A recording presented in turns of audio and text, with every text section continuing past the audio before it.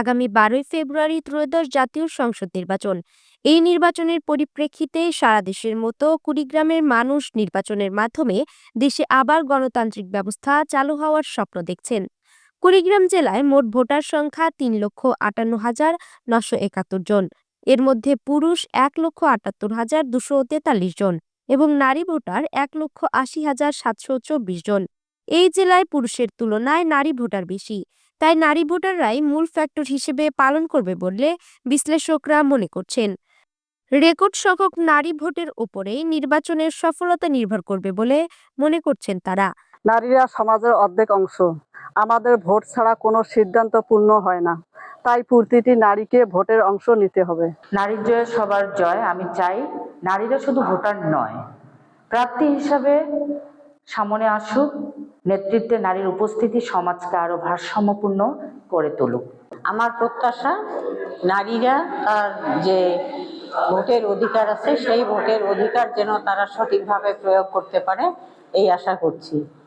আর আমি চাই যে নারীরা সরাসরি নির্বাচন করুক এবং সরাসরি নির্বাচনে তারা ভোট দিয়ে তারা সংসদে যাক।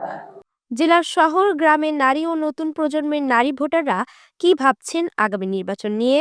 নারীর নিরাপত্তাহীনতার শঙ্কা নিরসনে আগামী জাতীয় নির্বাচনে নারীরা রাখতে পারে গুরুত্বপূর্ণ ভূমিকা। নারীরা মনে করছে রাজনৈতিক ক্ষমতা অর্জনে কোথাও যেন একটি সংকট তৈরি হয়েছে। এজন্য নারী নেতৃত্বে যারা থাকবেন তারা যেন নারীদের সকল এবং সমান সুযোগ সুবিধা পায়, এই সকল বিষয় নিয়ে চিন্তা করে। আমি চাই এমন নির্বাচন যেখানে তরুণরা ভয় ও প্রভাব ছাড়াই নিজের মত অনুযায়ী ভোট প্রদান করতে পারবে। ভোটেই আমাদের ভবিষ্যৎ। আমি চাই শান্তিপূর্ণ ভয়মুক্ত পরিবেশ, যেখানে সবাই হাসি মুখে ভোট দিতে যাবে, কেউ কারো উপর চাপ দেবে না।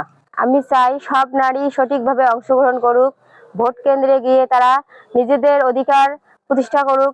আমার ভোট আমার অধিকার, এটা যেন সব নারী বুঝতে পারে এবং সঠিক জায়গায় নিজেদের ভোট দিতে পারে। আমি চাই নারীরা যেন বন্ধুত্বপূর্ণ এবং নিরাপদ পরিবেশে ভোট দিতে পারে এবং যার ভোট সে যেন নিজেই দিতে পারে।